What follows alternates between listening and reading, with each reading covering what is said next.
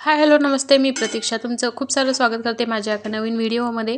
मी आज तुमच्यासोबत वांग्याची रस्सा भाजी, झणझणीत अशी रस्सा भाजी तुमच्यासोबत मी शेअर करणार आहे. तुम्ही ही भाजी डब्यासाठी पण नेऊ शकता, घरी पण खाऊ शकता.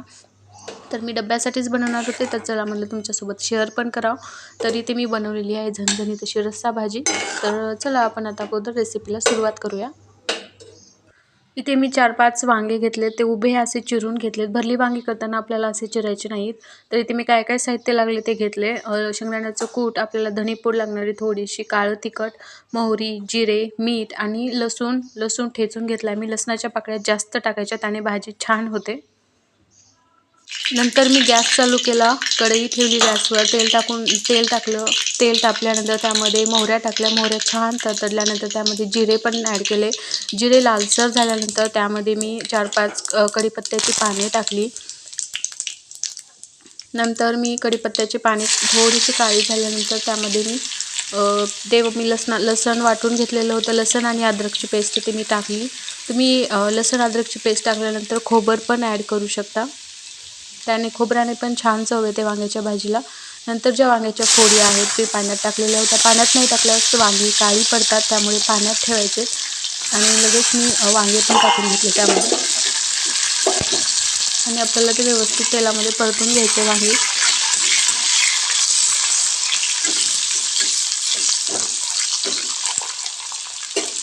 खूप इझी रेसिपी आहे. भरली वांगी, रस्सा भाजी, वांग्याची भाजीच खूप सोपी आहे मुळात, कारण लवकर शिजते, पटकन हे होते. नंतर मी मसाले ॲड केले.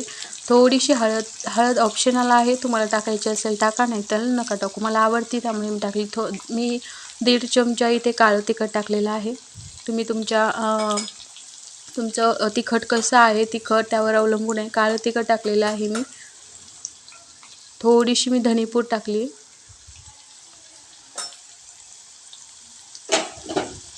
आणि आता आपल्याला ते मसाले व्यवस्थित हलवून घ्यायचे.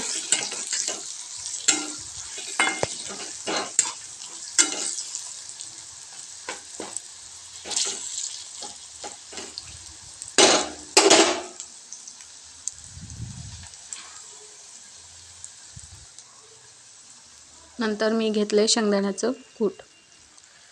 शेंगदाण्याचं कूट तुम्हाला म्हणजे जास्तच असं गाढा भाजी किंवा वाटत असेल तर तुम्ही डाळचं कूट जे असतं ते पण ॲड करू शकता, त्यांनी पण चव छान येते. आणि आपल्याला आता ते व्यवस्थित परतून घ्यायचं आहे. आणि ही वांग्याची भाजी जी आहे असं नुसती तेलामध्ये पण शिजू शकते, पण मला थोडासा रस्सा करायचा होता, त्यामुळे मी त्यामध्ये आता थोडंसं पाणी टाकणार आहे. त्या मसाल्याला आपल्याला तेल सुटू द्यायचं आहे.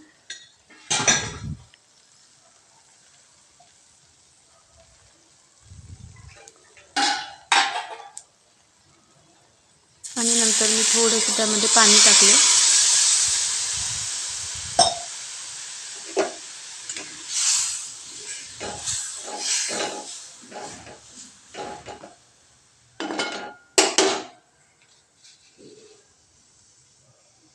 आणि पाणी टाकल्यानंतर सगळ्यात शेवटी आपल्याला मीठ टाकायचं आहे चवीनुसार. आणि परत एकदा हलवून घ्यायचं आहे. 5 मिनिटात भाजी शिजते ही वांग्याची. आणि आपल्याला गॅसची फ्लेम लो करून झाकून ठेवायचं आहे. तर अशा पद्धतीने भाजी शिजत आलेली आहे. तुम्ही बघू शकता वांग्याच्या फोडी ज्या आहेत मऊ झालेल्या आहेत. 5च मिनटं झाले होते, मी झाकून ठेवलेले होते. आणि शक्यतो वांग्याची भाजी असो वा कोणतीही तुम्ही रस्सा भाजी करत असाल तेव्हा गॅसची फ्लेम आपल्याला कमी करूनच शिजवायचे, कारण त्यावर असं तरंग छान येतं आणि कलर पण छान येतो.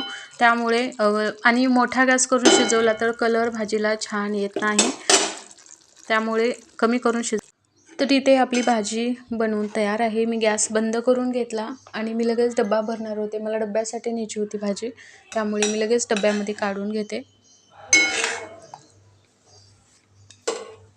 आणि अजून असंच एका दिवशी आपण भरलं वांगं कसं बनवायचं किंवा माझी पद्धत भरलं वांगं बनवण्याची कशी आहे हे मी तुमच्यासोबत नक्की शेअर करेन.